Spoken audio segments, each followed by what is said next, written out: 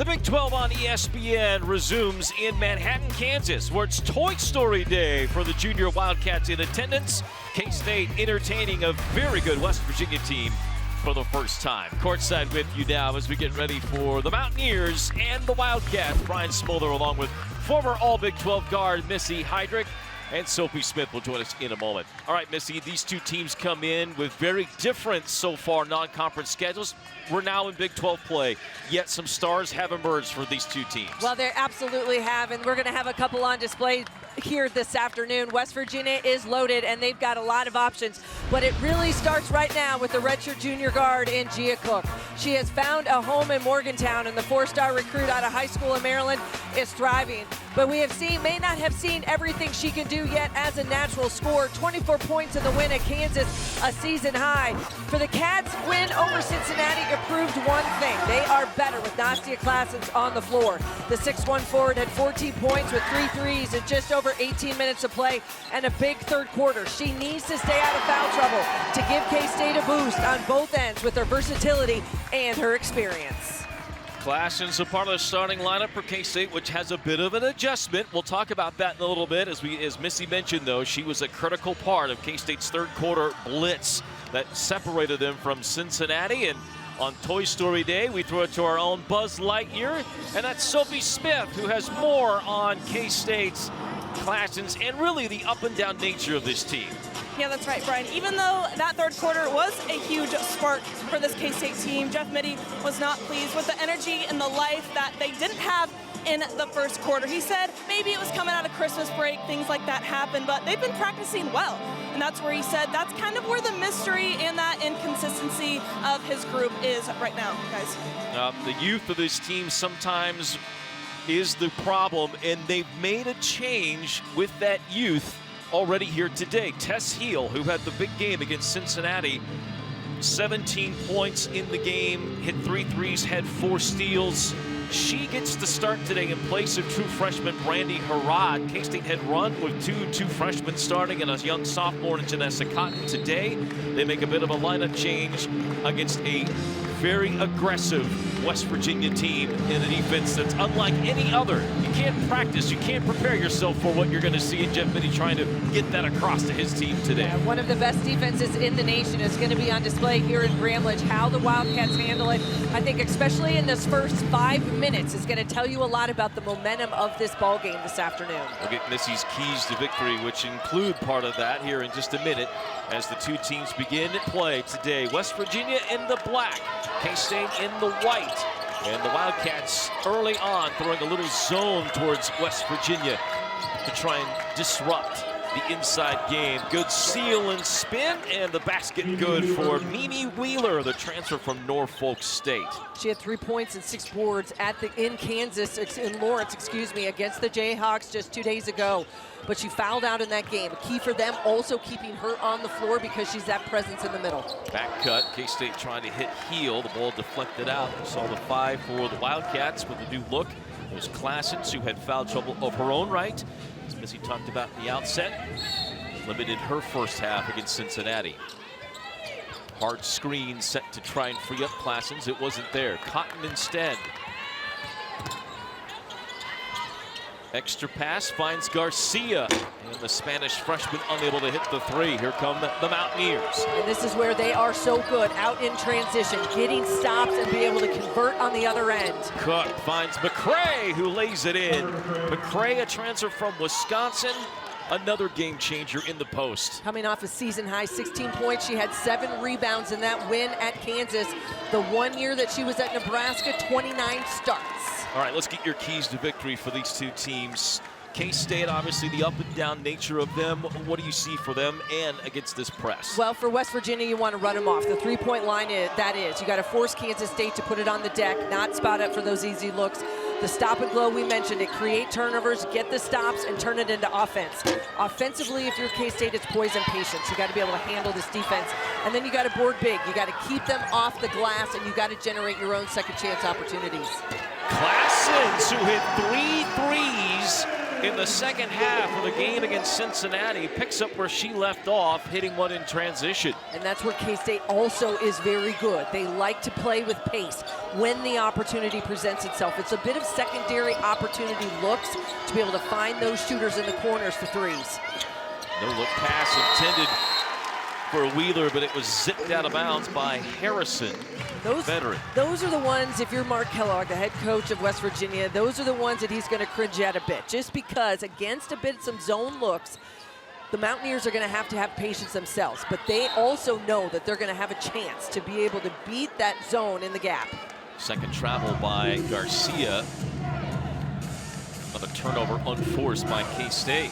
Jeff Mitty not happy with the early turnovers by the Wildcats. And the miscues are the one thing that has plagued this group throughout the course of the non-con and even in the first 2 Big 12 games. You've got to value the possession and take care of the ball. Heel getting aggressive against Cook. Crashes down too hard and bumps her and commits the foul. A bit about Gia Cook, just in the sense we mentioned 24 points, a season high. She had that at Kansas. She went 6 of 9 from 3, but it really is her ability. She's a 3-level scorer, folks. She's going to be able to put it on the floor. She gets to the line. She's got a mid-range jumper. I think the 3 ball is actually the piece that is developed later for her now that she's 100% healthy. Sides, great steal, and then the bounce pass to Classes to get K-State on the board. And the activity now defensively, that's where the Cats have got to ratchet up the intensity. K-State with their first lead, 5 unanswered by the Wildcats with this zone look. McCray against Cotton. And now Wheeler backing down on Classens, got in the pickle and turns it over. So that's 2 down on the Mountaineers. And the zone will pack it in, and that's what you want to do. You want to shut down those opportunities. You want to be able to give them a space. And if you can come with a double team, maybe just get those hands in there, create some frustration, that's what zone looks will do. K-State's got to hurry to get it across midcourt, and they do not. The poise and patience factor we mentioned just a moment ago. Patience is great, but you also got to understand what situation we're in. That ball's got to get across half court in those 10 seconds. But right now, this K-State team understands. They know where that pressure's coming from. You've just got to identify it and attack it. You can't be passive. Jeff Mitty telling Terrence Sides, stop waiting, like stop just standing, looking around, trying to evaluate where to go. Good in and out movement for the Mountaineers. Wheeler, who can hit that 3-point shot. This will be Shaw, who has the best 3-point percentage on the team, but she misfires. And it's a rebound at K-State. 3-point shooting, something that West Virginia has seen their own inconsistency with. It's been hot the last 2 games. Yeah, it's been one of those things up and down, and I think a lot of it is just the style of which they play. But when they have opportunity to be able to knock down threes, that has started to ratchet up here the last couple games. Good move by Cotton, but she finishes a little bit shy of the rim. Shaw in transition. Harrison, good find to McCray with a shot fake, lays it in. And that's 6'1", the junior forward, running the floor hard. And that's what you're going to see all day from West Virginia. They want to get up and down. You play with pace. All 5 play at that pace. Garcia gets around Wheeler into the lane. No looker out the side. Step around Cook. Missed the 3. Shaw. From the 5 returning vets from last year's second-round tournament team, they've won 25 games in back-to-back seasons. McCray loses it off her knee. It's picked up by K-State.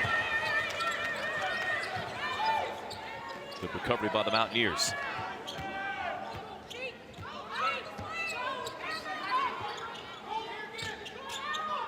Sides left open. Looks a little bit rushed to begin. They've forced her into 2 tough threes. One on a step back, one with a hand in the face. Cook left open. And she buries the 3. We said it, 6 of 9 from behind the arc in that win against Kansas and Lawrence. A big 3 from that right wing beats the pressure on the skip pass. Tough pass to Cotton at the free throw line. She'll take the long jumper and get the friendly roll. The mid-range jumper of Janessa Cotton, her best weapon. Spicer and Harrod at the table ready to check in for K-State. Seesaw battle in the early going between 2 teams And they've had a good rivalry as of late. Cook at that same spot. This time, Klassen's running at her. And the ball off of K-State out of bounds as we go to a timeout. So K-State trying to make it tight with a very good West Virginia team early. A couple of steals for either side. We'll hear from Sophie Smith again when we return.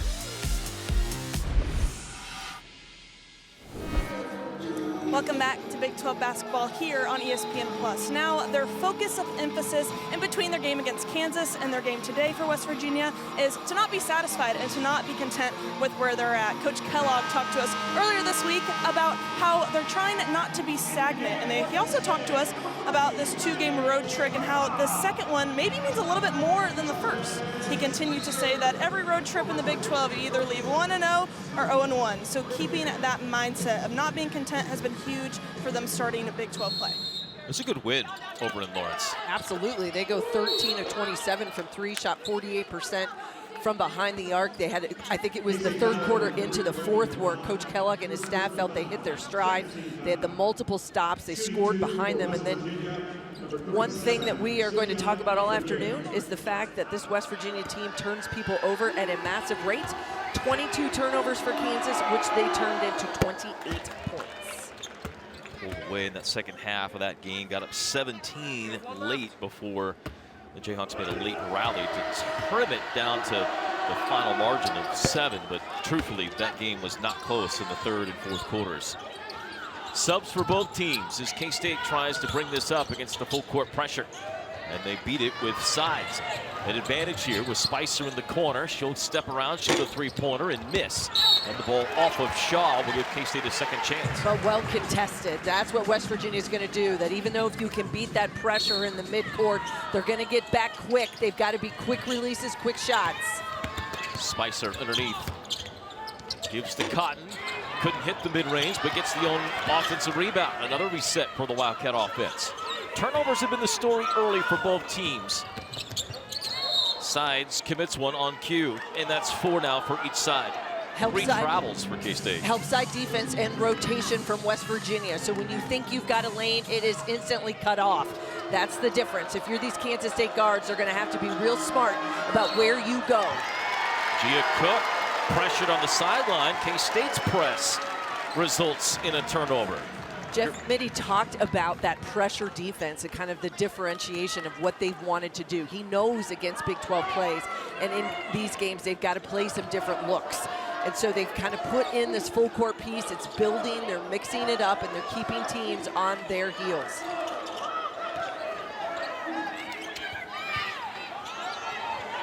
Spicer with 2, with 1, does not realize the shot clock, and we do not get it off. No communication from her teammates.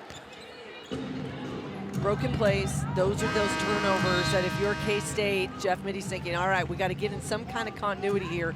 We got to understand time, clock, ball situation.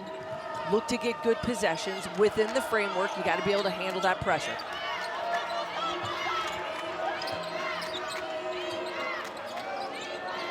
Cook. It's the zone. West Virginia so far 1 out of 4 from behind the arc, and a lob inside, knocked out to K-State. We'll see the press of West Virginia, but now we've seen the press of K-State. You mentioned that Jeff Mittie's talked about it. Sophie Smith has more on that. That's right, Brian. After their win against Cincinnati on Wednesday, Coach Mittie said that as they've employed pressing more and more into games, their instincts have been getting better in the press, understanding when to go, when not to go. And he said that they've been building the press up to the point, but against Cincinnati, they wanted to create chaos. And when they did that, they were having a lot of success. Gina Garcia back in to handle the press for West Virginia. They seem to thrive. The Mountaineers did on chaos, but K-State has kind of employed that strategy with a look, without a Yoka lead, it's a different look of a team. They seem to have thrived with its chaos. Turned Cincinnati over 30 times in that win on New Year's Eve. And now with good ball movement, gets a 3 from Spicer to be able to get yourself back and feeling that confidence going from stops to makes. Gina Garcia sees Harrod leaking out early, couldn't finish. West Virginia coming back the other way. The tempo suddenly picks up both ways. Harrison in the lane. Confidence just seems to be a little off for Jordan Harrison right now. Not the same Jordan Harrison we've seen the previous couple of years. She played with one of the very best. That was a dynamic backcourt in J.J. Quinterly, having to handle the basketball maybe a little bit more, but also with a weapon like Gia Cook that helps to take some of that pressure off. Shaw trying to do some heavy lifting early, but has missed fired on her last 3 shots. K-State back with the ball. Spicer working in the lane. They've got Harad against Cook if they want it. Instead, Ramaya White, well, she's unable to get it. The ball knocked out off of Harad. And with Ramaya White at 6'5", gives you a little bit of a different look size-wise. And now Mark Kellogg making some substitutions as well. A couple different looks. Maybe you play a little bit faster, be able to pull her out of the paint. He's gone and subbed in Riley McClaskey, and I think McClaskey's one of those players, she's got 3-point range, so you've got to see where they want to put her now offensively. Butler transfer that has shown good ability from behind the arc, 40%. Here she is with the ball in the right wing. One of the best 3-point shooters in the Big East a season ago as a freshman. Drop off from McCray, couldn't handle it. It's pickpocketed away by K-State. Another turnover, this one by the Mountaineers. West Virginia now up to 7 in this first quarter. A team that came in averaging just 16 a game. And a bit of a scoring drought that is headed over 3 minutes now for the Mountaineers. And the Wildcats take advantage. Here's Garcia trying to post up on Harrison. Misses it short. The rebound out of bounds off of Harad. I think the isolation is where Jeff Mittie wants to be able to go. Find those specific matchups and go at them one-on-one. But it does get you a little bit stagnant. And some of the better possessions we've seen in this first quarter by K-State is with the quick ball movement, next pass. Harrison to Cook. Had an early 3-pointer, but not much sense. Did not want any part.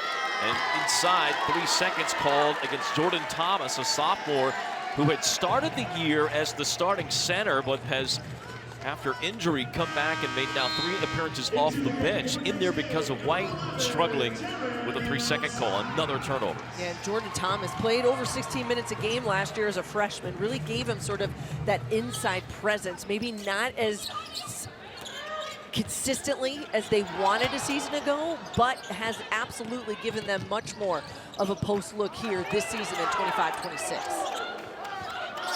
Was determined in the offseason as the missing piece for West Virginia was to find post play. Felt it hurt them in the game against North Carolina that they ultimately lost. Here's sides the lane, drawing a foul, the first of the game on West Virginia.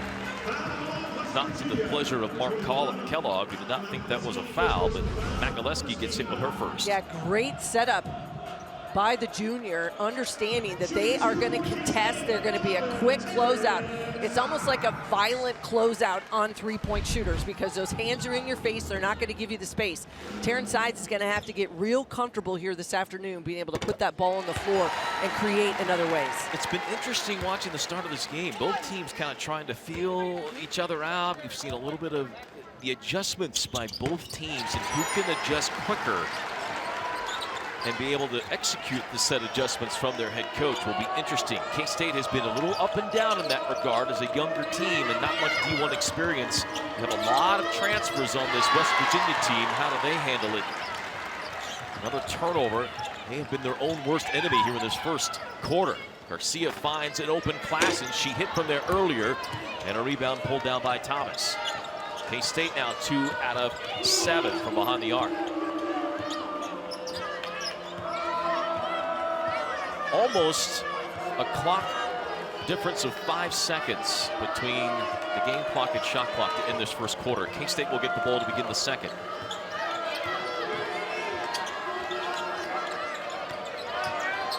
Woodley trying to make something happen, couldn't hit it, and the ball out of bounds to West Virginia with 0.4 seconds on the shot clock. Only enough for a tip.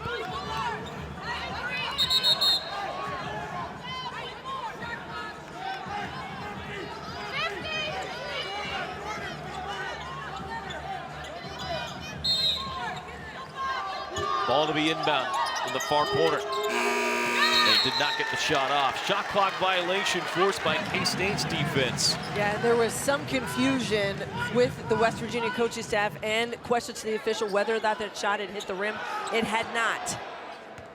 K-State will hold it and just take a first quarter lead of 12-11 after one frame into the second quarter. They'll get the ball first to begin the second. Not a lot of offense. We're back in a moment.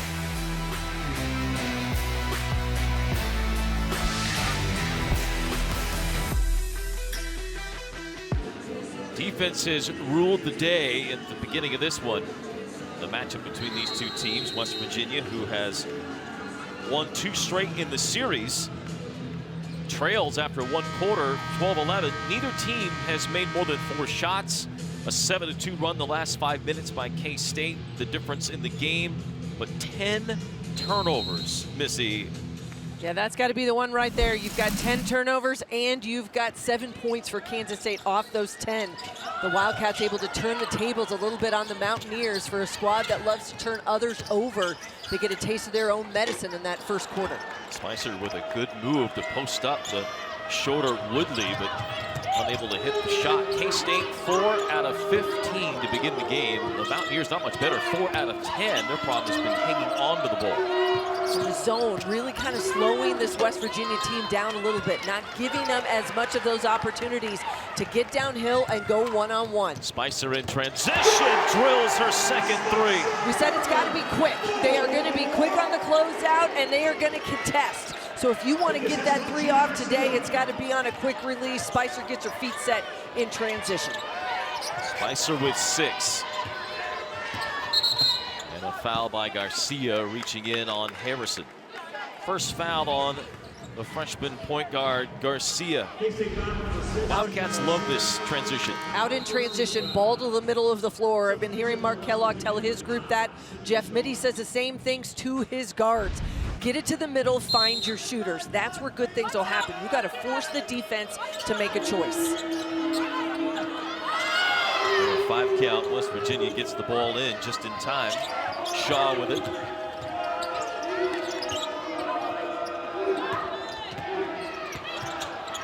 Looks like man defense now for K-State on the inbound.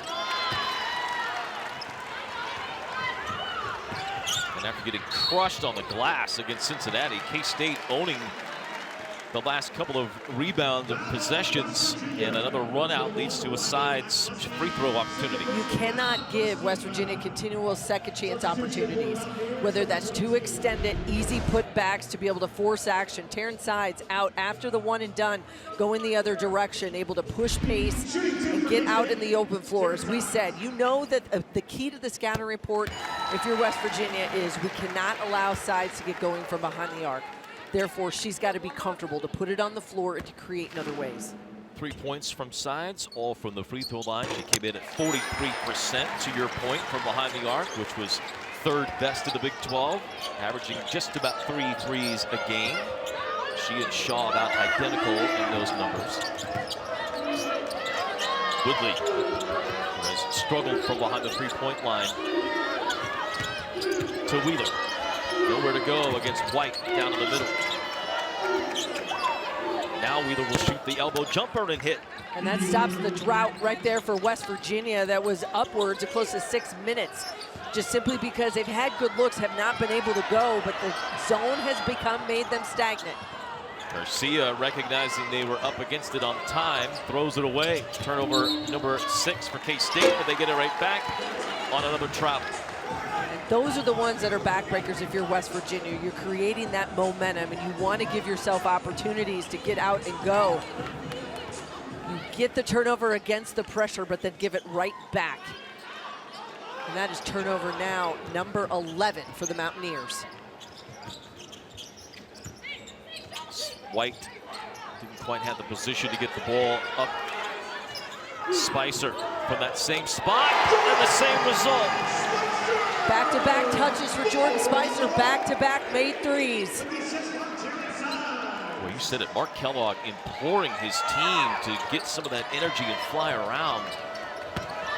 They need and they love with their pressure D. They are not getting that right now. Thomas will get to the free throw line on the foul by Ramaya White. Big seal down low for 6'3" sophomore Jordan Thomas. And as Kansas State finds that flow in the offensive floor, again, the contest and rotation, not wanting to give up the 3 to Sides, but then you're late just one step on that pass. And they make him pay. It's a great sign for this Wildcat offense to have Jordan Spicer get involved. I didn't feel like she really got as much into the offense. Yeah, she had 15 points against Cincinnati on New Year's Eve, but she was just 3 of 11 from behind the arc. Got to be able to step up and shoot it with confidence. Game changes when you get to league play. She was forced and did a good job of seeking out 2-point shots in the game against Cincinnati, but K-State undoubtedly better when she's hitting threes. Wildcats will lob it up against the pressure to Spicer. 6-point lead here for the Wildcats a moment ago before that free throw. That 7-point lead was their largest. Garcia. And driving right lane line on a foul will be called on West Virginia. It's not the old rules of was she said or was she not. The ruling defensive position was not gained by Harrison. Yeah, that's why that whistle goes against West Virginia. But Jordan Harrison just really forcing Gina Garcia to have to make a decision. And she has felt that uncomfortable feeling all afternoon here to start this game playing point. That's going to be an offensive foul. White rolling on the pick and roll. You got to be set, and it is a point of emphasis again this season in the women's game about setting those screens, having that position. You can't be moving one direction or the other. You're going to get that whistle. Even on a quick roll, make contact and get out of the way. That time she made too much contact, didn't roll quick enough. She threw a hip out. As the defender rolled across. Woodley in the lane, and it's pickpocketed by Sides. And Sia the other way for Terrence Sides. Her first field goal. Activity in the zone. It has been critical here this afternoon in this first quarter for Kansas State.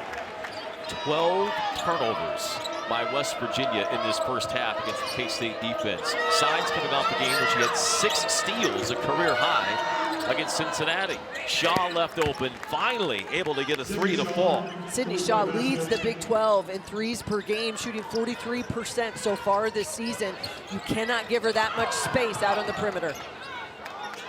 Dangerous pass. Any pass cross-court against this West Virginia team, you are asking for trouble. With Klassen's able to step in and get it.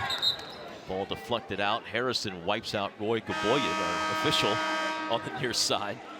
Looks to be all right. He took a shot to the gut. Kind of like a charge. Kind of felt like it. I think he's going to give himself a minute here to collect his breath. But yeah, looked like he took a little bit of a charge. Veteran official who does WNBA games as well. Not the first time he's been run over. No. Energy starting to ramp up a little bit, though, for West Virginia defensively. This is more what we thought we'd see at the beginning.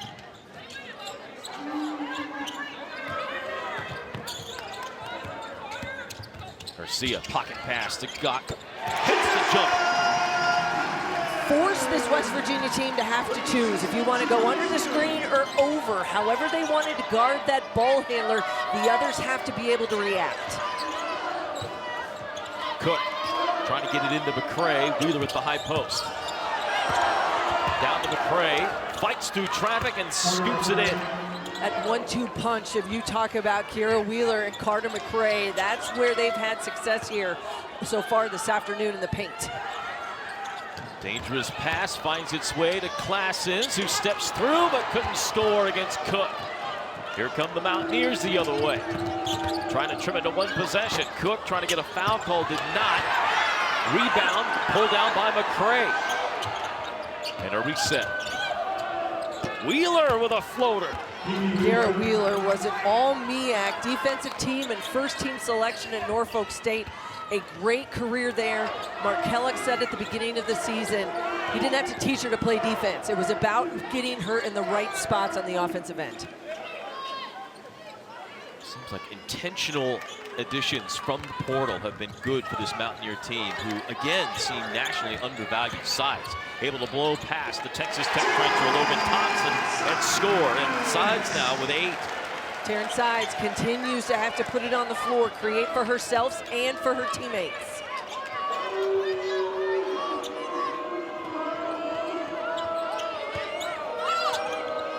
McCray. It'll be Wheeler from just inside the top of that keyhole, and she drilled it. And And now she has 8 points, 6 in the quarter.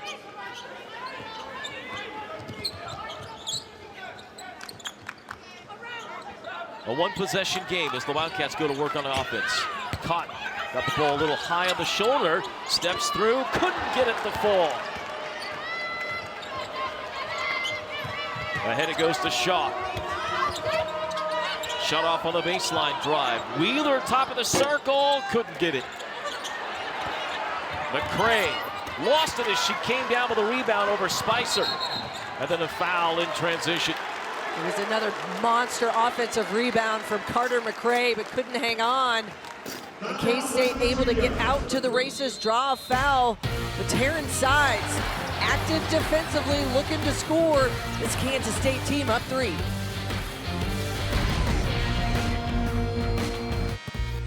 Toy Story Day today here in the Little Apple. Junior Wildcat Day for the Wildcats. Whether the Wildcat entertaining them up in the Shamrock Zone today. All the favorite Toy Story characters there. And he's still in costume. Who doesn't love Woody? I mean, come on, Woody, Has Buzz, anybody tried to pull the yeah, to see loop if on he the says back? anything? That would be magic. I It mean, would be, you know, right? is he going to tell you, hey, partner, isn't that the motto that Woody has? If they were next level thinking, they'd have those recordings playing and not his voice so that no one was confused. This is true. He doesn't have a voice. We don't want to scare the little kids. Tess Heel has returned. K-State has their starting lineup out there, save for one. Gina Garcia not on the court. Anaya Foy in for the first time. Another freshman for this young Wildcat group. Sides the leading scorer for K-State, or second leading scorer with 8. Tess Heel allows the defender to go by, but unable to hit the 3. And the Wildcats 4 out of 10. I was going to say the one and done mentality now, Brian, has really changed, where we've seen this West Virginia team with some offensive rebounds themselves, but they have not given Kansas State any second chances. So even off a miss, now that's what they want. Miss after miss, string together the stops, and then go and attack going the other direction. Wildcats with 4 fouls here now in the second quarter, so their next foul would put West Virginia at the free throw line. The Mountaineers have 3 in this quarter. Inbound to Wheeler, trying to go post to McCray, and a good defense by Foy knocked it out. And Mark Kellogg telling Kira Wheeler, just shoot it. Like, you get that close, take the contact, get yourself to the free throw line. You love the unselfishness, but don't make it more difficult. Take the easy shot. Super senior, as you mentioned, a highly decorated athlete at Norfolk State. Cook on the switch, guarded by Classens, has her shot blocked. Cook tried to sell contact, no whistle. Tried to use the hesitation, but Nazi Classens just keeps her footing. Verticality, no foul on the block. Cotton to Foy. Foy, hard drive, layup, shorted, and the rebound to West Virginia. In transition, Harrison into the lane. Again, maybe an opportunity to shoot, and it turns into a turnover. It's Shaw run off the three-point line. Travel. That unselfishness of Jordan Harrison. Once that ball gets in her hands and she's going a full head of steam, you would love to see her just attack, get herself to the line. Preseason all Big 12 pick, and a foul by Harrison in the backcourt. You know, she leads this league in steals per game right now at over 2.5. And we mentioned the ability to get to the line, to be the aggressor sometimes, to take it to the rim and find opportunities. She shoots 82% for her career, but now it's going to have to come out with those 2 fouls, and Mark Kellogg doesn't want to risk it. They dealt with foul trouble against Kansas a couple days ago in Lawrence, trying to avoid that situation as much as possible, especially here in this first half. It may explain some of the tentativeness we saw early from the Mountaineers in this game, just trying to avoid the scenario they had in Lawrence where they had 2 players foul out. That's going to be another reach-in foul by Shaw. And it's that reestablishment, sort of that hot stove, that's a buzzword you're hearing in college basketball. It's when you are a defender with a ball handler, kind of the on and off, on and off. It happens X amount of times. You're going to get the whistle. Sydney Shaw having a conversation right now with the official, kind of trying to get an idea. She's like, oh, I was on, I was off. We didn't have a contact. The arm bar's up by the offensive player. It's all just, it's arbitrary, ladies and gentlemen. That's all I can tell you, because you're going to see it called one way one day, and it's going to be called a different way the next. The beauty of this shot right here that we just saw with Roy Gaboyan talking with Shaw. One, Shaw to go and ask the official, and then Roy Gaboyan having the presence. Hey, I'm willing to talk to you about it. Here's how we're going to call it today, or here's how I'm seeing it. Those are all things that you love to see in the game. Back cut, Cook, shut off by Spicer. 2 minutes to go before the end of the half. Wheeler blocked. Rebound, McCray, and she's able to fire it up and in. The 2 posts, the Mountaineers, each with 8 points. Yeah, Carter McCray has been a beast on the boards here in this first half for West Virginia. Sides able to get away from pressure. Foy, three-pointer. She hit it! The young lady who's been coming on as of late hits a 3. I thought the quote from Jeff Mittie earlier in the week was unlock the athleticism. That's what they want to be able to do with the freshman Foy. She has shown flashes, had a great game against 8th-ranked TCU down in Fort Worth. Wheeler to double figures now with 8 in the quarter, 10 in the game. And just over a minute to go in this first half. K-State's lead is 4. They've led by as many as 8. West Virginia led early, but the Wildcats, good defensive stand to end the first quarter. Put them in front, and they've maintained that lead. 10 on the shot clock. And 3 seconds on K-State's Janessa Cotton. Stagnant possessions is what causes that. We've seen it happen for both of those teams, and the pressure has forced the Wildcats to run your offense 35, 40 feet. That's much different than what we've seen for the majority of this half. Defensive battle between these 2 teams as they match wits. K-State's gone with a zone, sometimes press, few man possessions at times, as they try to slow down this West Virginia team. Back pass intercepted by Spicer. It was intended for Wheeler on the backside. Trying to get that pin against the zone on the backside, but you're going to have to make a better entry. It's either got to be a lob, and you got to force Kansas State to have to make a mistake. Mountaineers came in averaging 16 turnovers a game, first in the league in turnover margin, but they have turned it over 15 times in the first half. Sides, an ill-advised dribble drive, and the ball knocked away. To stay with K-State with just 6 on the shot clock. Classens return for K-State along with Garcia.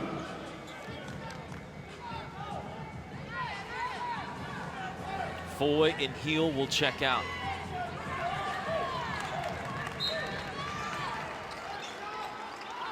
Garcia having to make something happen. Underneath, reverse layup, no, it gets blocked. Time for the Mountaineers to get a final shot. Cook to the block, leans in. No, but she gets free throws with foul call with 1.6 seconds left. As Cotton picks up her second. A great job by West Virginia to be able to get the stop. They force a bad shot by Gina Garcia, and then it is out to the races. Gia Cook, ball in her hands. And the crowd saw the replay, not overly excited about it. Janessa Cotton is there, maybe feet moving just a little bit, kind of leaned into it. Either way, Gia Cook is headed to the free throw line. In the first couple games here over the course of the season, she's been 76%, 75 in Big 12 play in 2 games. 6 points against the Wildcats last year with Houston. Jeff Mittie does not seem overly pleased on the explanation from Kim Hobbs. Cook will miss the second. Rebound to Cotton will end the first half. And the Wildcats at the break, for just the 5th time this year, lead their opponent into the locker room. They've won the previous 4 times they've led at the half. 31-28 our score. We send it to Sophie Smith, who's with Jeff Mittie. Coach, your team able to turn West Virginia over 15 times. What did you like from your team defensively in this first half? I thought we did a pretty good job on their interior passing. I thought when they drove, we did a good job of collapsing on it. It's going to be critical that we continue to do that because they're pretty good at it. What other adjustments offensively are going to try and make in the second half? Well, they're so good defensively that our opportunities have gotten more limited. We got to take control of the ball better, and then when we get to spots in the paint, we've got to be stronger because we ought to be at the free throw line more, but we haven't been strong enough. Thanks, Coach. Thank you. Kansas State's defense, the story early. They've been able to hit 5 threes, 3 of them in that second quarter. Halftime coming up.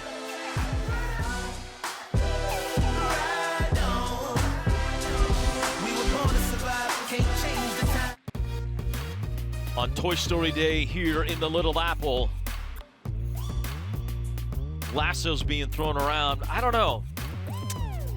I don't know if either one of us or anyone on our crew has the skill set, but if this guy pulls a snake out of his boots, it would be on point for Toy Story Day. And I don't know if the kids here watching it are mesmerized by the lasso or are waiting for him to pull the snake out of his boot. Exactly. Anyway, we are at the half. Defense has stolen the show here early on for K-State and West Virginia. And K-State is doing it with a mix of different defenses. And for West Virginia, we are not seeing the pressure D result in turnovers and points opposite turnovers the way we normally would. Yeah, that's what they love to do. They want to get stops. They want to generate those turnovers and then turn it into offense. 0 points off turnovers in that first 20 minutes for West Virginia, and that is a number that you don't normally see. K-State, however, they got 14 points off the 15 turnovers that they had from the Mountaineers. I think some of this is about pressure. It's about handling different situations, and I think the zone kind of put this Mountaineer offense back on their heels a little bit. They weren't as aggressive. They didn't find those penetration lanes to be able to get downhill and create as much. So it's a little different look for both of these teams. They're going to have to make some adjustments in the second half. Kansas State's 5 threes, a big reason why they're in front. Points in the paint have been the reason why West Virginia has been able to stick around 12-6 as they've been able to get McCray and Wheeler loose a few times down inside. All right, we'll take a break here. A busy weekend of the Big 12 as we hit our first full weekend now and full week through conference play. Details on scores yesterday and the games today will be returned. Entertaining halftime performance on Toy Story Day here in the Little Apple, and so far the Wildcats have rustled up a 3-point lead over West Virginia, only their 5th game this year out of 16 where they've had a halftime lead. Elsewhere in the Big 12, a halftime lead for UCF over the Jayhawks, 33-32. Leah Harmon has had 19 points in that game. We'll get to that in a moment, but first, the finals from yesterday. BYU wrecks the perfect season so far of Arizona State with a win of 71-62, and in overtime late last night, Utah with a stunner over 8th-ranked TCU, who had won by an average of nearly 30 points a game coming into that one. Well, BYU hands Arizona State, as you said, their first loss. Delaney Gibb for the Cougars, she had 18. The BYU survived 26 turnovers, but they had a big third quarter. They outscored ASU 17-8 in that third 10 minutes, but it was the upset in Salt Lake, where Utah is going to get TCU, the number 8 team in the country. Olivia Miles with 31, Suarez had 23 for the Horned Frogs, but Lainey White, one of 5 Utes in double figures, she had 25. And Utah outscored TCU 20-10 in that 5-minute overtime to get a big, big victory. It looked like there were so many chances late in that game where it looked like TCU's got this, they're good, they're going to survive. And then, boy, as you said, Lonnie White, 3-pointer late, ties it up. And then they go to OT, and it's all Utah after that. All right, so KU up at the half, or trailing at the half by 1. So we turn to the next panel and look at the schedule today. It includes Baylor, Iowa State. Here are the standings. Texas Tech just continues to play such great basketball to begin the year. Well, ranked number 21 in the country, and they get an 80-49 victory over Arizona to move them to 3-0 in league play and stay undefeated. They had 5 in double figures, including senior Bailey Maupin. She had 13 points and 5 assists. The games that we see this afternoon, Kansas at UCF. Can they bounce back after taking one on the nose at home to this West Virginia squad that we see here today? And then the big one, it's Baylor at number 10 Iowa State. And that, for me, everyone's going to be talking, and I know Audie Crooks, and I am a huge Audie Crooks fan, but I'm looking forward to the battle in the backcourt. Talia Scott of Baylor versus Jada Williams of Iowa State. Who runs the show? Who takes control? I think that will be the key matchup and the biggest factor in that game in Ames. Cyclones have had a favorable start to Big 12 play. They've had KU at home. Now they get Baylor at home. They went on the road to Houston in between there. A big one today to try and continue a great start for the Cyclones, who right now are carrying the banner for the Big 12 as TCU will fall out of the top 10 with their loss to a decent Utah team. Again, Utah probably undervalued a little bit at 11-2 and 4 for Gavin Peterson. We'll take a break here. We'll come back. We'll show you highlights of that first half of what we've seen to this point. It's a 3-point game in Manhattan, Kansas. It was one that was a part of droughts and some spurts. Gia Cook, just 4 points, 1 of 6 for West Virginia, but it was the front court offense for the Mountaineers with Carter McRae, 8 points, 4-4 from the field. And Kiera Wheeler, 10 points, 5 of 7, both of those being able to establish, pull inside out, giving multiple ways for the Mountaineers to score the basketball. For Kansas State, the freshman Jordan Spicer goes 3 of 4 from behind the 3-point line. And this Kansas State squad's had to find a way to take their defense and turn it into offense. 15 West Virginia turnovers, 14 points off of those. 9 points in the fast break as well. Finding different ways to get points on the board. That's what you're going to need in the second half. It's not going to be easy in the half court. You got to find other ways to put the points up for if you're the Cats. Kind of a role reversal of what we might have expected going in, with one team sitting with 15 turnovers at halftime and getting points off turnovers, and the other trying to get it inside of the paint and use some of their size advantage. K-State does have some taller players than West Virginia, but they don't necessarily have the size and skill set of a Harrison, or I'm sorry, of a McRae and a Wheeler, and that's been a change. I think they use them differently, and so that's, I think, a big piece of that is that the downhill penetration and opportunities for West Virginia then open up, whether it's the ISOs or the posts. And also give credit, Carter McRae, 3 massive offensive rebounds in that first half, 5 for West Virginia. They out-rebounded the Cats 19-10. All right, let's go back to your keys to victory. Boy, there's a part of me that just thinks West Virginia is going to come out with a different intensity level than we saw in the first half. Does that change anything for you and these keys that you had for us? No, I think these are all set in stone in the sense that this is the emphasis that is happening in these huddles, is that if you're West Virginia, you got to continue to run them off the line. They've done a good job of containing Terrence Sides from the 3, and the stop and go is the message. That's what happened in Lawrence, is that they had a close first half and then established themselves in the 3rd and 4th quarter, where you get multiple stops and then you convert on the other end. That is the mentality for Mark Kellogg. That's where they're at their best. For K-State, you got to continue to take care of the ball. Just 7 turnovers in that first half. That's a good sign, and you got to be better on the glass. As we said, they got dominated by West Virginia, 19-10. Gave up some big offensive boards. It's got to be a one-and-done mentality for Jeff Mitty's squad. Back to the zone for K-State. They've had some success with it here early. Cook with the basketball, sporting some tape on that right hand, her shooting hand, or on the pinky finger. Wheeler, who's had the big first half, down to the baseline. Across to McRae, and 3 seconds called. And Mark Kellogg frustrated again, Missy, trying to get those posts to take the ball up. Yeah, they've got to be aggressive. They've got an advantage. They're going to be able to go around these Kansas State defenders. Use that size, use your one-on-one ability, make them have to foul you, put yourself at the line. All those are great opportunities to score. Gina Garcia may have gotten away with a bit of a walk there on the receive of the pass. Wraps it around to Cotton, the free throw line jumper. And again, Janessa Cotton, if you leave her open from 10 to 15 feet, she's going to hit it. Extend the defense, and it forces you to have to make a choice. And if you can hit that mid-range jumper, especially at that 4-5 spot, it really opens up what a team can do on the offensive end. It's opening things up with a different look, not necessarily a 3. Yep. McRae down to the baseline. Unable to get a shot off to please her head coach. Wheeler. Oh, a good look to find Harrison. And that's where you've got to be, behind the zone. If this K-State team's going to stay in this 2-3, you want to pack it in. You want to limit opportunities. You got to have your head on a swivel. Do not let them get behind you in that short corner. Sides guarded by Harrison, who does have 2 fouls. She will be the only one of the Mountaineers that's on the court with a little bit of foul trouble, or at least a concern. And her assignment is Terrence Sides. That is strictly what Jordan Harrison has done here in this ball game. Garcia able to duck around Cook, but missed the layup. Well, did just about everything right, but couldn't finish. And Cook, the senior, takes it the other way. Veteran West Virginia team, but blended together in the offseason for the most part. Only 5 returners from last year.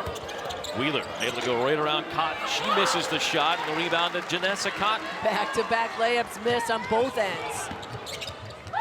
In transition, Heel left open, couldn't hit it. With the long rebound to K-State. They'll get a reset. Cotton left open. A rare miss. And neither team shooting well to begin the second half. And near steal by Sides. McCray.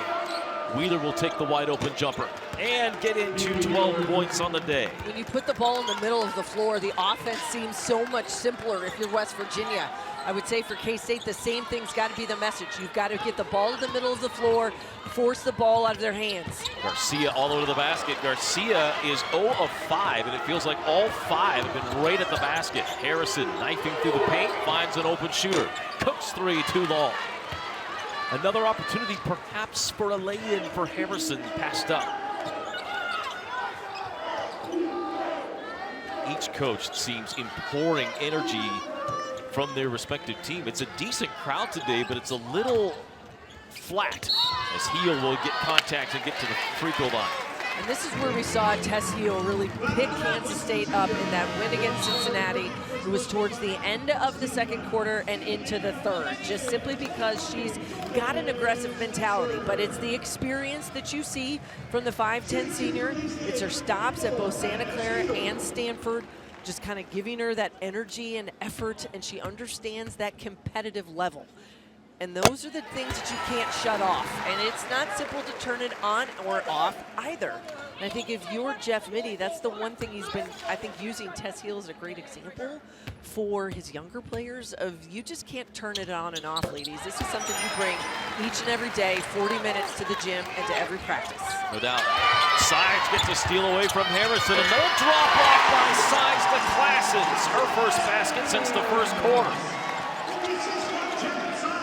Third quarter was also a big one for K-State in the last game against Cincinnati.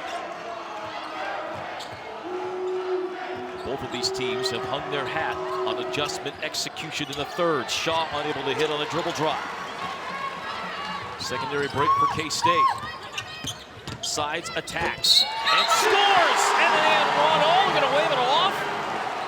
They are going to call the charge, and that'll be a player control on Terrence Sides. Jordan Harrison stepped in defensively. Jeff Mittie not at all happy with it. We see it on the replay. She gets her feet set. She was there. That whistle goes against Terrence Sides. Cook unable to hit on a layup. The rebound out to K-State. So Sides with her first personal foul. And the rules, the old rules, not there, and Harrison's got 3. Harrison arguing with the official, Kim Hobbs, on the call. That's because it's a third personal foul. 3 now on Jordan Harrison, but she was trying to figure out, and I think her message and conversation with the official was, as much as the hand check has been there, there's been a lot of high elbows coming from ball handlers going both directions. Both teams trying to ramp up the intensity here in the third. Sides and an offensive foul on Cotton.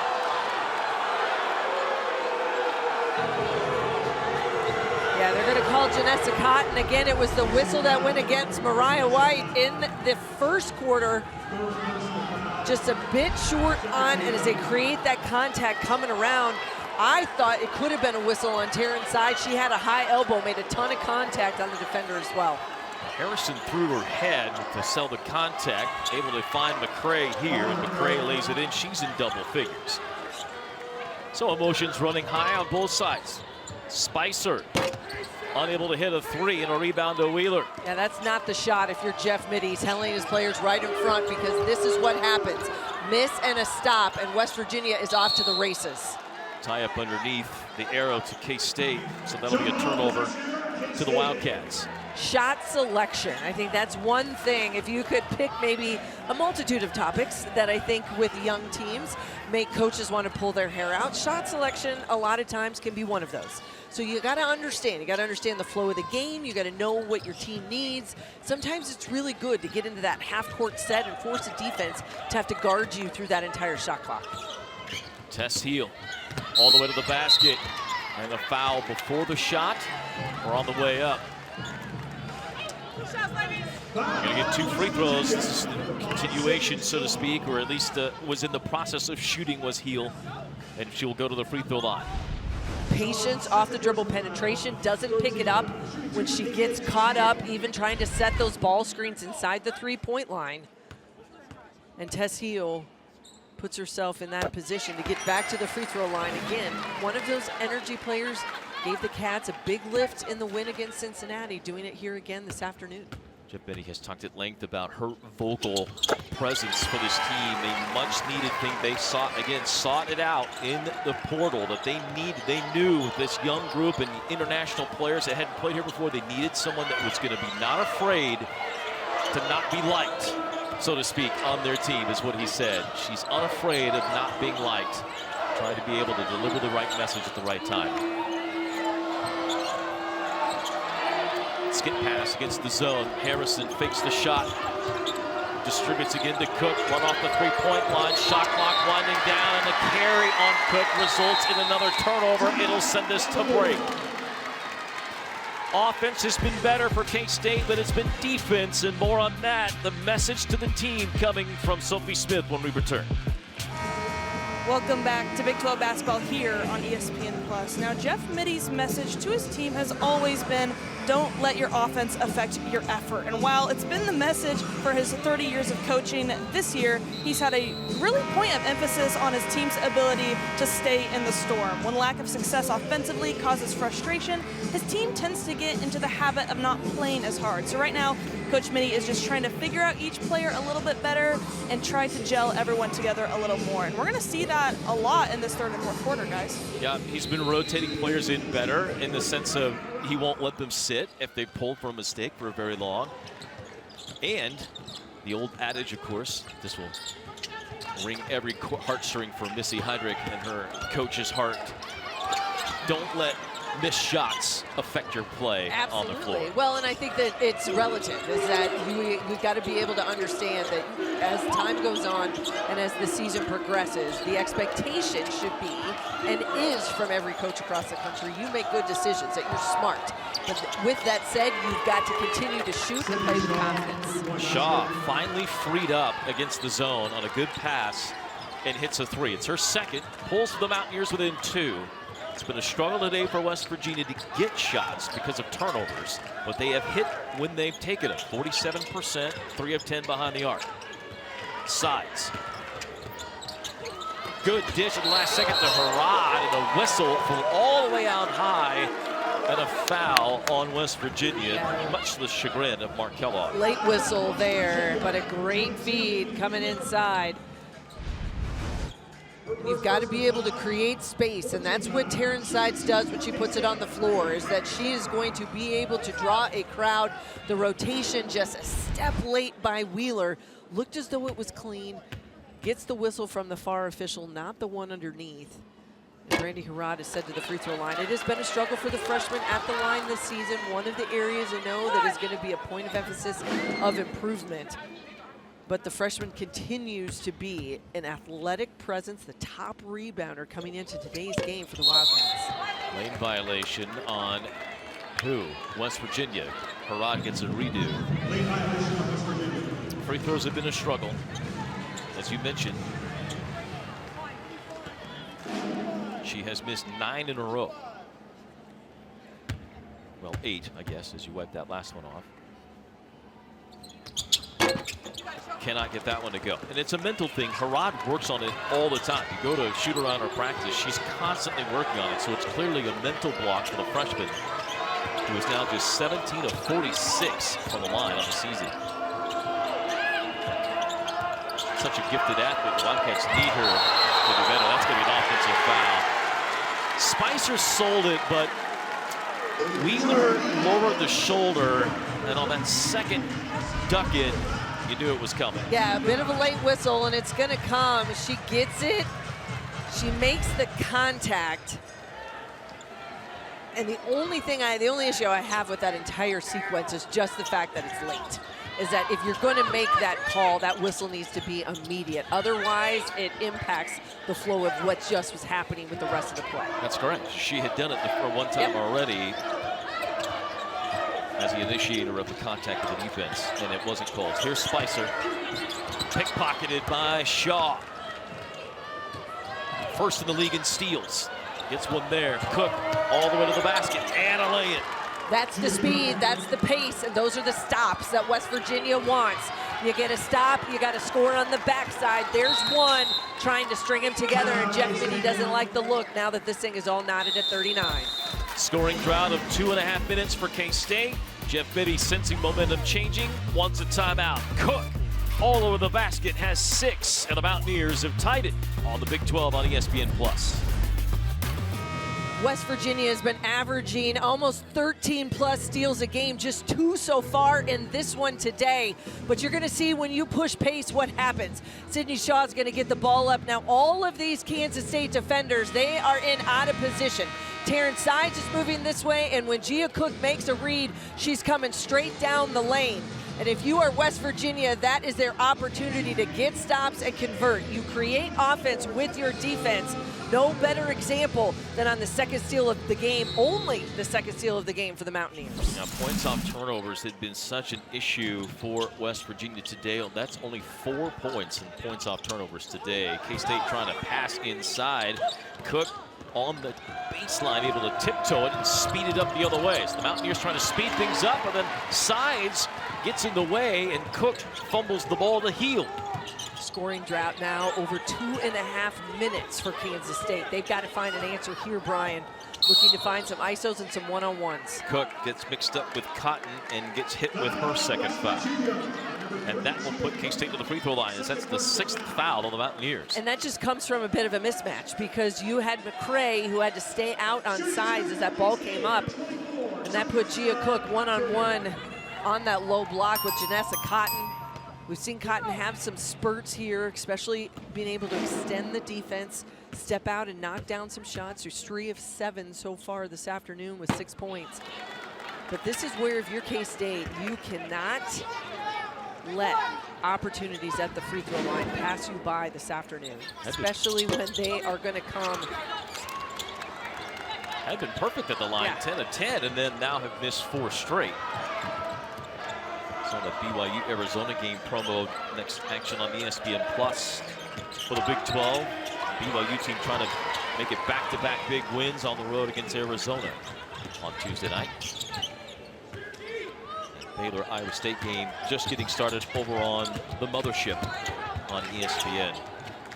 Sides all the way to the basket, a little too strong. Harrison fouled. But one of the rare times we've seen Harrison attack the basket. Yeah, that is a much more assertive possession that time by Jordan Harrison. Outlet from Wheeler. She gets to the middle of the floor, and then it is a race, one-on-one. Jordan Harrison, we talked about this game that she has, but I think she's been one of the most efficient and prolific guards in the Big 12. She came to West Virginia with Mark Kellogg, having transferred as a sophomore in from Stephen F. Austin. Played the last 2 seasons as a sophomore and a junior with J.J. Quinterly, one of the most dynamic guards in the country. I thought they maybe were the best backcourt in the Big 12 for the last couple of years. This looks different, and Jordan Harrison's role is different. But you can tell she is no nonsense, and she has got a winner's mentality. First lead since the early part of the first quarter at 11 to 10. Back cut, Sides, extra pass to Klassen, sideline 3 not there. Heel knocked the rebound out, but won't get the call. So the Mountaineers with a 13-8 second or third quarter. They've gone on a 7-0 run. They've held K-State scoreless for now almost 4 minutes. Yeah, the Cats are just 1 of 9 on their last field goal, of 1 of their last 9 field goal attempts.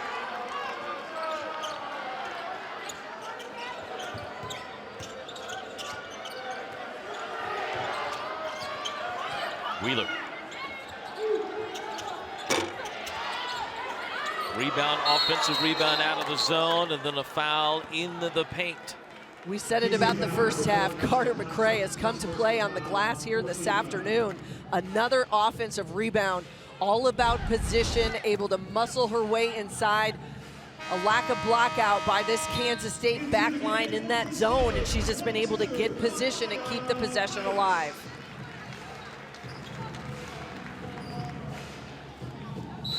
Maya White, we saw some time in the first half, will be in. She has 2 fouls.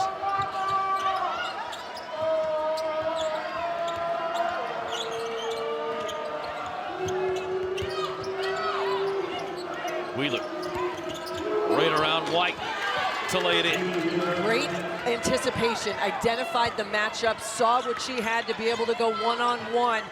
Ball to the middle of the floor against his own, good things happen. It's a 9-0 run for the Mountaineers. K-State without a point the last 4.5 minutes. Heel tries to change that and does. Long jumper from Tess Heel, and it ends the drought by this Kansas State offense. But this right here, big possession for both of these teams. You're looking for a momentum lift headed into the fourth.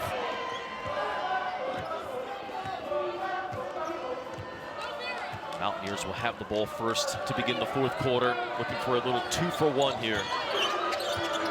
It's been a strong finish in the third quarter for the Mountaineers. Wheeler tries to add 2 and a fadeaway for 16 points. Wheeler taking over here in Manhattan. West Virginia 7 of 13 from the field in the third quarter. They hit 4 the last 5, and they take a 4-point lead to the fourth.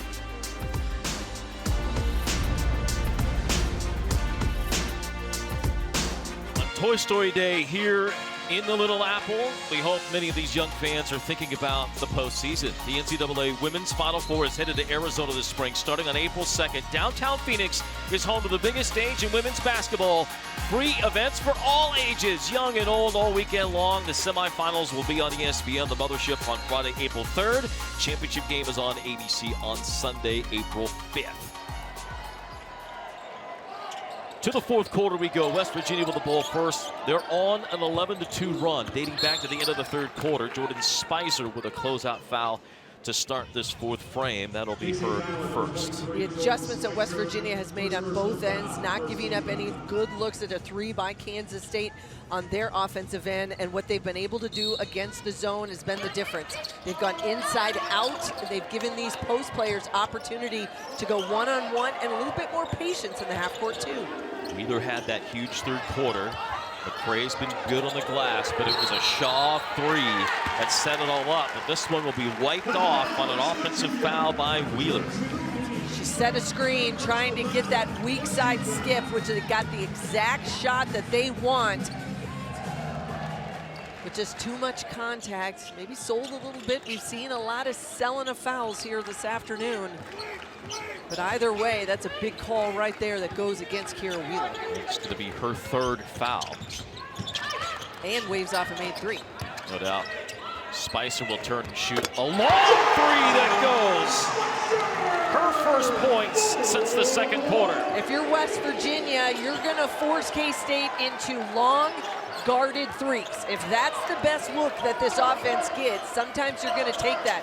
Except with Jordan Spicer, she's got the range and the ability to shoot that basketball from deep. Yep, Spicer and Sides both have that unlimited range.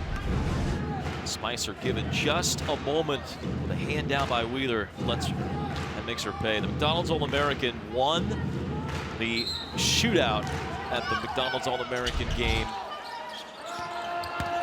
Shooting like that. White able to knock the ball away from Wheeler. Shot clock under 10. Shaw a guarded 3. Does not get the friendly roll, and White the rebound.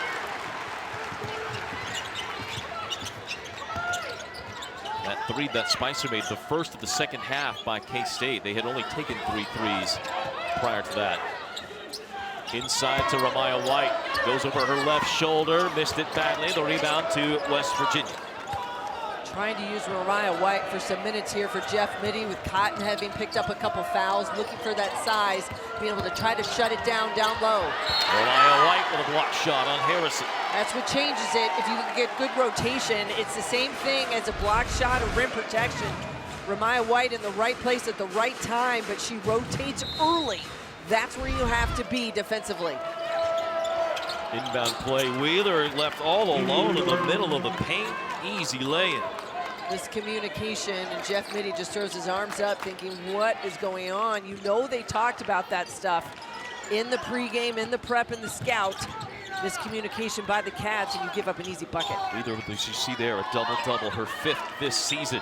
19 points, 10 boards.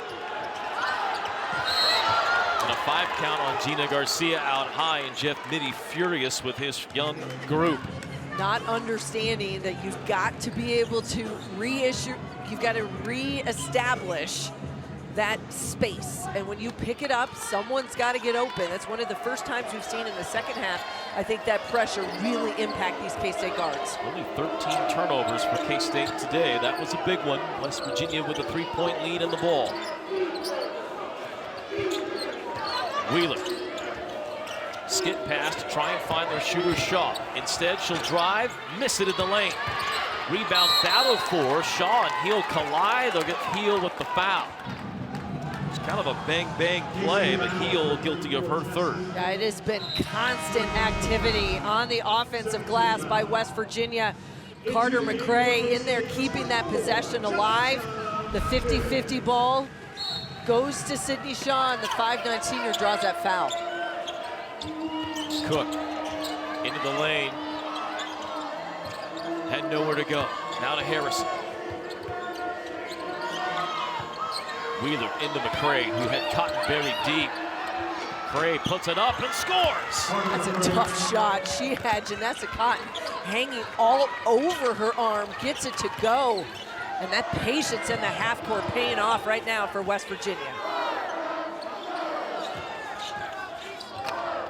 Garcia throws it away. Another turnover by K-State's point guard. And then Cook fouled as she goes up for the shot by Garcia. That's what happens when you've got the league leader in steals and Jordan Harrison putting that pressure on out front. Averages over 2.5 a game. And then it's off to the races, one-on-one, textbook, fast break drill. Gia Cook, who it has been a quiet afternoon for Cook. She's got 6 points, she's 2 of 10. Just 1 of 5 from behind that three-point line. She's coming off a career high 24 points where she went 6 of 9 from behind the three-point line at KU. But I think the thing you're seeing about Gia Cook is just that she impacts the game in multiple ways. And that whether it's her ability to get downhill, she's that 3-level scorer. The three-point shot will continue to come. But they just thrive when they are out on the run. Former top 50 kid out of the state of Maryland. She was the number 4 recruit in the state. Went to Maryland, ended up at Houston. Of course, the Cougars have been fighting an uphill battle in the Big 12 Conference since joining it. And now with West Virginia, Heel just goes all over the basket using the left hand. That's back-to-back double-figure games now for Tess Heel. And it sometimes feels quiet, and it doesn't have to be flashy, but Tess Heel getting it done yet again this afternoon for Kansas State. Solid. That's just the number that comes to mind. It's just solid. Scripter. Good pass by Wheeler. Finds Harrison short on the three-pointer. Side's able to get to it first. In transition, the Wildcats will let Spicer shoot a 3. That'll be off the back iron. Rebound on the weak side to K-State's Cotton. She is fouled. And that'll be the 4th on Wheeler. Well, that's a tough whistle right there if you're Kiera Wheeler, but great effort by Janessa Cotton to be able to pound the glass and see if you can't get a second chance opportunity. Quick 3 from Spicer, but she's there on the weak side. Boy, that's a tough call. May have lost her balance, and that's just one that is going to go either way. It's the equivalent of the hustle foul. But she's got 4 fouls, and now if you're Mark Kellig, he's got to take her out. He's got to let her sit. It'll be a question of how long she stays on the bench. See Mark Kellig talking to her as she came out. I don't think he was unhappy with her at all. As you said, those are the fouls you'll take as a head coach. Trying to go for the ball. 10 on the shot clock. Heel created her last time with the ball. Tried to go left. Now she'll go right and make it. Tess Heel with a dozen. And K-State's pulled within 1 possession. The crowd sensing the urgency, and a timeout by West Virginia as the crowd becomes alive. We head to a timeout. A good one brewing here in the Little Apple. The Mountaineers and the Wildcats. The final 5:47 when we return. You're watching the Big 12 on ESPN+. Game summary, if you just joined us, it's been a good one between West Virginia and K-State. The Wildcats as inconsistent, but as volatile a team, but also as big of a threat of a team in the Big 12 as there might be. They've knocked off 1 of the Q1 wins in the league so far, 8 of them by the Big 12 this year. West Virginia has been a great team so far this year, but it's been a little role reversal here today. They have been turned over a ton by K-State's defense, not the other way around. Harrison with a dribble drive into the paint, tried to drop it off, but Sides was ready for it and picks it off. And K-State the other way, a chance to get within 1 or tie. Wildcats have led by as many as 8, the Mountaineers by 7. Sides to the basket, layup, no, rebound, Cotton, not there, but a foul underneath. Second time in the last 2 possessions down the floor, Janessa Cotton has been on the offensive glass on that weak side. Now she's headed to the free throw line. Terrence Sides can't get it to go, trying to avoid the defender. But no block out on the weak side, and that's where Cotton could take advantage. These are the types of possessions, as we said it. K-State was great early from the line, but here in the second half has not been as good. You've got to force and make West Virginia pay for putting you there here down the stretch. Between Harrod and Cotton, the Wildcats have missed 5 straight free throws. And another. So that's 6 points that K-State has left out there potentially on free throws. Cotton 0 of 4 at the line.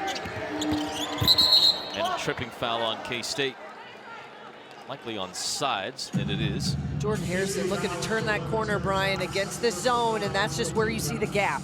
And so I think if she can turn that corner off the penetration, then it's going to force people to get a bit out of position. 4th foul on K-State, so free throws the rest of the way for the Mountaineers. West Virginia still with 1 to give. So we hit the midway point of the 4th quarter. Cook, again, another low pass and another steal by K-State. They've been there. They just have not been able to corral those drop-down pocket pass that has come from these West Virginia guards. I would say if you were going to look at that total turnover number, 24 for the Mountaineers, 10 have to at least be in those situations. Heel fakes the 3, trying to free up Spicer. K-State's only hit 1 3 in this entire second half. Klassen's on a nice cut, able to lay it in. She's got 9. Now you're going possession for possession here, down the stretch, under 5 to go. Anybody's game, and a battle between these two that went down to the wire in Kansas City the last time they met in the Big 12 tournament. K-State had a huge lead in the first half, ended up losing that game by 4. 3-pointer by Shaw, who's been the only one successful behind the arc today. She misses, and K-State comes back with a chance for the Wildcats to get back in front. Shot clock at 15. Sides to Heel. Heel puts a shoulder into Harrison. Left-handed off the glass. Harrison looking for that contact call, didn't get it, and Tess Heel double figures yet again, leading the way for Kansas State with 14. Since Wheeler picked up that 4th foul, it's been a 6-0 run by K-State. Cook loses it on the drive. Crowd on their feet, sensing momentum changing. McCray, baseline, no, but a foul on the Wildcats. Point of emphasis all afternoon, especially in the second half for West Virginia. I think it's one of the adjustments that they made was their ability to be able to go one-on-one in the post against the zone. But Tess Heel on the other end, putting this Kansas State team up 1, takes the contact and is able to finish. She's got 14, and it's been a big 14 here this afternoon. Mentioned K-State's struggles at the line. It's been the same for Wheeler and McCray. Both have struggled at the line throughout the season. McCray 58%, misses her first. Does get the second. She has 13. Wheeler has returned with her 4 fouls. So the time is now, if you're Mark Kellogg. Tie game, 3 minutes and change to go. Spicer. And a timeout for Jeff Biddy before Spicer drills the 3. And I think really this is just an opportunity for Jeff Mitty to talk to his group about their execution here. They know that they've been able to take advantage of a couple one-on-one situations, isolation, all of those pieces. Now what can they do coming down the stretch? As this thing continues to be a possession for possession game, this is where the half-court execution, that patience, a little bit of poise, etc., comes into play. Kansas State today against this West Virginia defense has been able to limit their turnovers, only 14, and it's resulted in the Mountaineers getting just 8 points and points off turnovers. K-State on the other side, 23 points and points off turnovers. Some of those have come from Heel, who's been another big surprise for the Wildcats today. She got the start. I was going to say off the bench. It was off the bench against Cincinnati. Today got the start, and after a relatively quiet first half, just 2 points, Heel has dropped 12 here in the second half, including 6 in the fourth. Knocked away by Harrison on the inbound.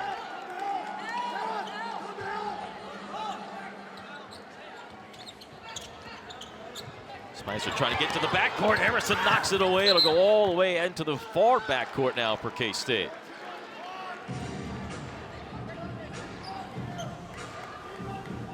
Mark Kellogg debating whether to challenge this or not.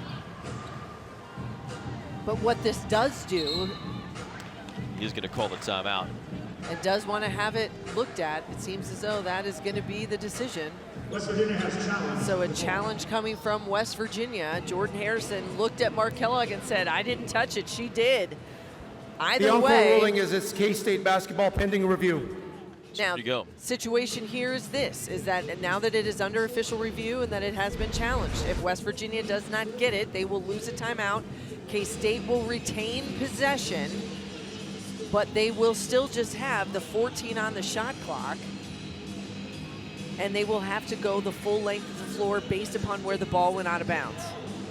So Harrison knocks it out of the hands of Sides, but it does look like it leaves Sides' hand last. Yeah, so I think that's going to be the decision, whether or not that contact there with Terrence Sides, maybe more with her left hand than her right hand. I would say right here, if you can go back, talk to the fine gentleman, frames. yeah, the fine gentleman in our truck, you're going to see it right here. I think this is the decisiveness. It's the left hand, not the right hand. That's what we're looking at right there. This goes back to, I don't remember in baseball, replay at second base. The runner slides in and in the process, he stole the bag, but as he's coming up, for a fraction of a time in the camera that's on him, he's off the bag. Yeah. And the tag is still applied and he's out. Yeah. I'm not sure that that's the intent of the play. Do you get where I'm going with this? Yes. Because here in this circumstance, yes, Terrence Sides was the last one touching it, but the ball was knocked out of her hands by Harrison. So now the question becomes, did she actually have the ball like in an ability to hold possession? Like true possession. Or did Harrison, because she's knocking it out of her hands, the ball, yeah, it may have been last in her hand, but the ball's being... We are also reviewing the clock that did not start on time. It's in the process of being knocked out. Does that make sense? I think it absolutely So to the letter does. of the law, it could be reversed, but to the intent of what was occurring, I'm not sure. But It's the a other true part of this, knocked I it think you off got to of remember Sides. is that I don't think intent is not. Oh, I that's hear not you. what No, I is totally. being. No. Yeah, you're right. Intent is not You're right. what is being reviewed and or regulated within the game. Absolutely. It's kind of the intent was to set a solid screen, but they're called for a moving screen, right? You know the intent in one way or the other. This is what they are going to see, and whether or not they feel as though there's enough evidence to overturn this and that the challenge will be upheld and the call will be reversed is to be determined. Looks like we've got a ruling. After review, the replay angle is inconclusive. The encore ruling stands. West Virginia will be charged a 30-second timeout. The game clock will be reset to 3:02 and 14 respectively. So now 14 on that shot clock, West Virginia. That is a challenge that is not won by Mark Kellogg. But now Kansas State is going to have to go full court against this West Virginia pressure and just 14 on that shot clock. Makes it for a much more difficult possession. 3-on-2. If K-State breaks it right, they do. Crashes with the lay-in and double figures and the lead for K-State.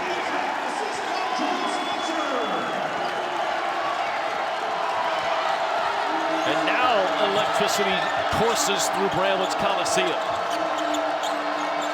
Wheeler back in the game. She's had a huge day.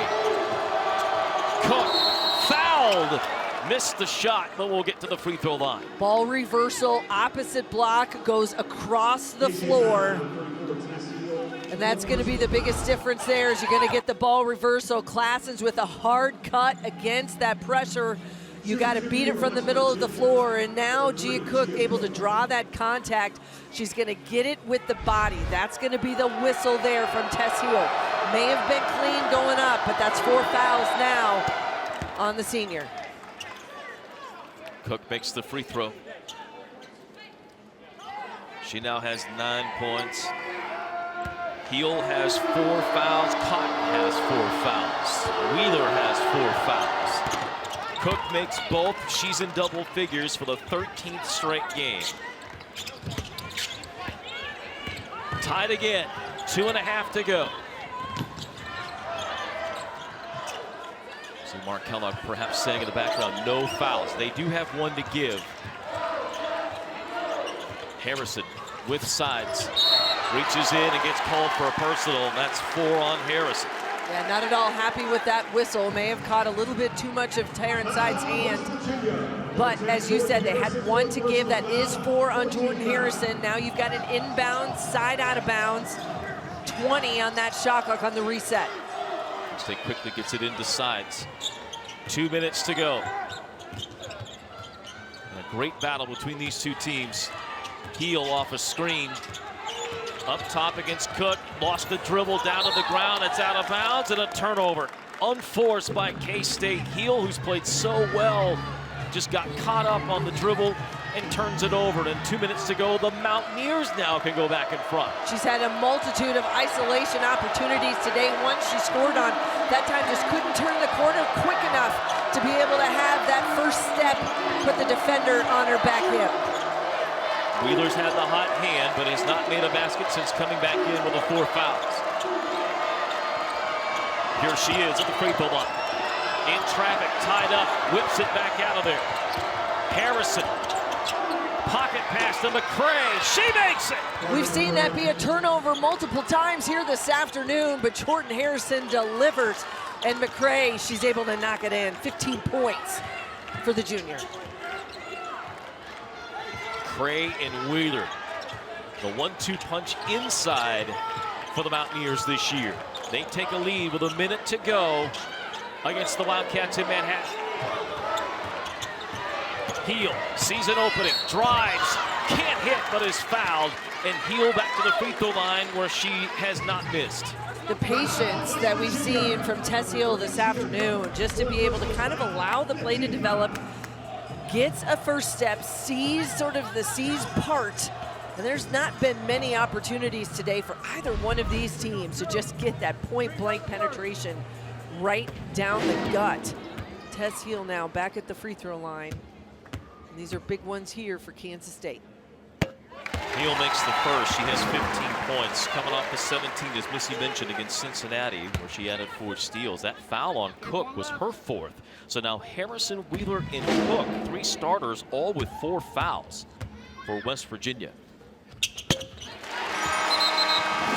of 8 is Heel at the free throw line. K-State 12 out of 18 as a team. Garcia has returned. And this is really, this is much more of a defensive substitution here. More pressure, more activity at the front of that zone for Kansas State.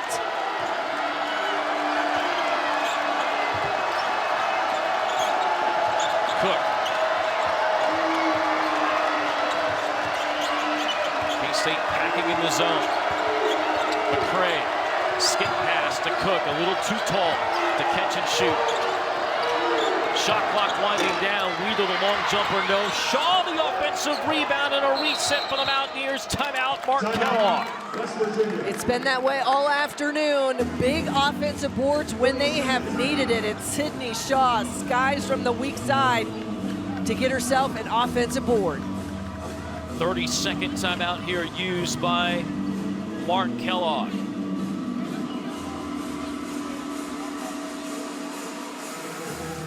Now, with 18 on that shot clock, this is where Kansas State is going to have an opportunity defensively. But West Virginia is going to have the ball, and I think there was some conversation about where the inbound is going to be, and I think it's going to be right in front of us here, side out of bounds for the Mountaineers. 18 on that shot clock, 32 game clock. There you see possession with the Mountaineers with the ball now. The arrow to K-State, final 30 seconds. 1 timeout left for the Mountaineers, 2 for K-State. You've got 3 players with 4 fouls for the Mountaineers out on the court. K-State has 1 with 4 fouls, or 2 with 4 fouls out on the court, in Heel and Cotton. Difference of 16 seconds between game clock and shot, or 14 seconds between game clock and shot clock. Down to 10. Cook drives, leans, shoots, scores! Timeout K-State to advance the ball. Will leave them with 1. Down 2 with 19.7 seconds left. That entire play developed in sort of slow motion. If you're West Virginia, and it was Gia Cook, she cut up the middle of the floor and then just sort of waited. And as that ball got reversed, able to get herself downhill through the gap, past the defenders, gets a friendly roll, which does not always happen on the road. But for the 5'8" redshirt junior, coming up big. It has been somewhat of a quiet afternoon, but she is now in double figures. She's got 12, 3 of 11 from the floor.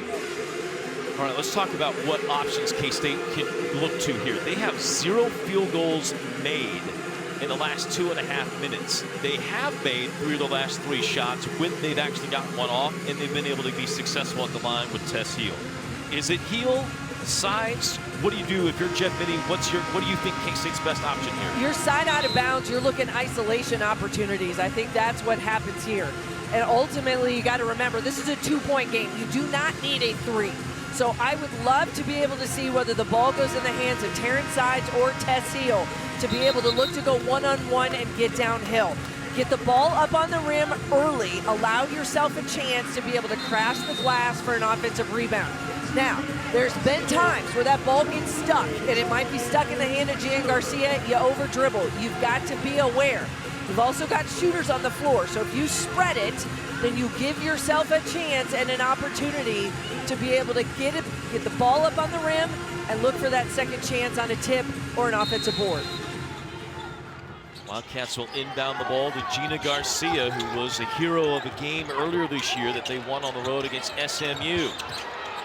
Down to 10 seconds to go. It finds Spicer, and Spicer stepped out of bounds when she received the ball and turns it over. Took too much time, Brian. I think it just was way too slow in development. They were looking to run Spicer off a screen. They wanted to give her some space, see if they couldn't isolate Nastia Classens on that low block. They were looking for a one-on-one against Carter McCray. But just a mental error by the freshman, steps on the out of bounds, and they're going to give it back to West Virginia. Timeout by West Virginia. We step aside for 30 seconds. You look at toughness and the ability and the mental and intestinal fortitude to play this game of football the way that it needs to be played is different. Some people like to visit physicality. We live that. We're going to be the new old school. And we are going to move our program forward and take the steps necessary to chase excellence in everything we do. And the time is now. Every single one of us in here has something to give to help take this program where we need it to go. Kansas State down 2, turning the ball over after having with a chance to perhaps tie an unforced turnover on a day where they really had too many of those forced by West Virginia. A mistake by this young group, and now a chance for West Virginia perhaps to seal the ice this game with an inbound. They're already in the bonus. Both teams, you'll think K-State will look to foul here. West Virginia has made some subs. They got McCray out. McCray was not a great free throw shooter. They brought in Makaleski. Ball will be inbounded right here in front of the West Virginia bench. That's where the inbound will occur. And keep in mind, you're looking for a tip, intercepted inbounds, whatever that might be, but then it's got to be a quick foul if you're Kansas State. Wheeler would be the one you would foul. K-State does not. It goes into Wheeler. Harrison, and she is fouled by Heel. That is Heel's 5th. Jordan Harrison, 82% career free throw shooter coming into today on the season. The senior shooting 81%. She's made both free throws she's made today. Been more of a distributor in the game today. 10 assists for Harrison. It's her 5th career 10 assist game. 3rd at West Virginia, the 1st this season. 2 big free throws. And the preseason all-conference one selection makes the first one. One more coming up. Native of Oklahoma City, Oklahoma. This for a 4-point game. No problem. Bobcats will use their last timeout. Yeah, Jeff Mitty's going to use his last timeout. That will advance the basketball here. Now with 7.9. Again, this is a 2-possession game, so you're looking for a 3. Can you maybe get a 3, turn someone in, force them into a bad foul? I'm of the mentality that because it's a 2-possession game, you don't necessarily need a 3. I think because, I mean, you can if you want, but you are looking to extend it. I always go with the idea now, at a 2-possession scenario, you got to get the best and the quickest shot you can get. If that's someone on the backside for a layup, then you extend the game with another foul and you put them back at the line. And not an outside the box strategy too much because both teams are out of timeout, so neither one can advance the ball. So you got to go full court. Well, West Virginia's got to go full court. Exactly right. And so then you have an opportunity. Maybe it's a tip, whatever it might be, or you could get fouled on an easy 2-point possession. But you're looking for the best, quickest option right now. Sides, baseline. Layup, no. Tip try, not there. Klassen's follow, yes. 2.5 left. Now you got to foul on the inbound or get a steal. Cook, no foul called, and the time will run out. Boy, K-State pretty physical with Cook on the inbound, but no whistle was given. And that'll end the game. Another close battle between these two teams goes down to the wire, and it's West Virginia that walks into Manhattan and does the Kansas 2-step and comes out with 2 wins. Yeah, 2 big wins this week for this West Virginia squad. And for Mark Kellogg, understood they got the one and how tough it is to get your group ramped back up and ready to go for yet another win. I have a simple philosophy in Big 12 basketball on both the men's and women's side. Ladies and gentlemen, you got to hold home court and you got to steal them on the road. West Virginia did that here today, and they get a big win.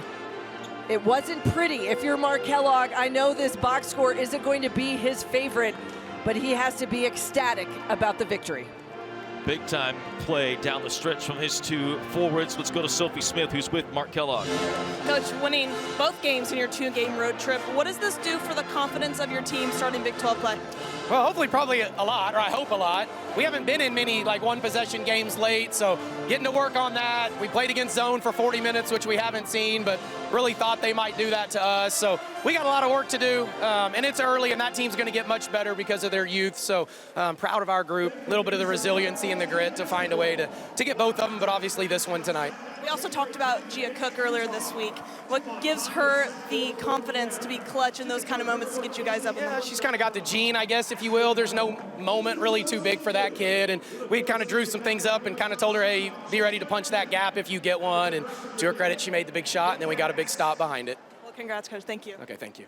Mark Kellogg's team gets big production from Cook and also double figures from McCray and Wheeler. Mimi Wheeler with a double-double today, and in the end, it proves to be the difference. If anything, it's that third line 3-pointers. K-State only makes 1 3-pointer in the second half, only got 5 threes off. And if anything, Missy, they did a great job of making sure the 3 was no longer an issue against their defense. Yeah, you had to neutralize, and that was when I think in the first half where K-State got loose, and it was both in the half court and in their secondary transition looks as they found their shooters and they knocked down threes. You got to find a way to limit opportunities, and West Virginia did just that. I thought they made some great adjustments against the zone, especially into the second half. They went to into the middle of the floor. They shot those gaps. They weren't afraid just to go one-on-one, and then they were really aggressive on the glass. There were opportunities for K-State themselves to get some second chance opportunities. They did that late. It's what kept this game within reach, but ultimately you've got to make the plays, and West Virginia was able to get that done. They get 2 big wins. Mark Kellogg's going to get out of here knowing wasn't pretty. And I think if you're Jeff Mittie, you look at this week and you think about kind of the tough first half against Cincinnati. You have a great second half. You get that win. And then what are the pieces of today that are bright spots? And there absolutely are those, is that you're going to get distribution and you're getting multiple players in double figures and you're doing some of those things. You turn this West Virginia team over today 24 times. But now they've got to figure out a way to put it all together. It's that 40-minute mentality. That's going to be what flips the switch. Consistency, no doubt, for the Wildcats, who have a road trip to Houston coming up next week and another home game against Utah next Saturday. West Virginia after this, home against 21st-ranked Texas Tech. Man, that's going to be a great one coming up next Wednesday night. That'll do it for us here on Toy Story Day for Junior Wildcats inside Bramlage Coliseum. Big shout out to Will Rizza and the entire crew. For Sophie Smith, for Missy Heydrich, this is Brian Smolder. Remind you that all games airing on the ESPN family of networks are streaming live and archived on the ESPN app. West Virginia gets the road win by 2, 60-58, and have won 3 straight in the series. Good day from Manhattan. This has been a presentation of ESPN.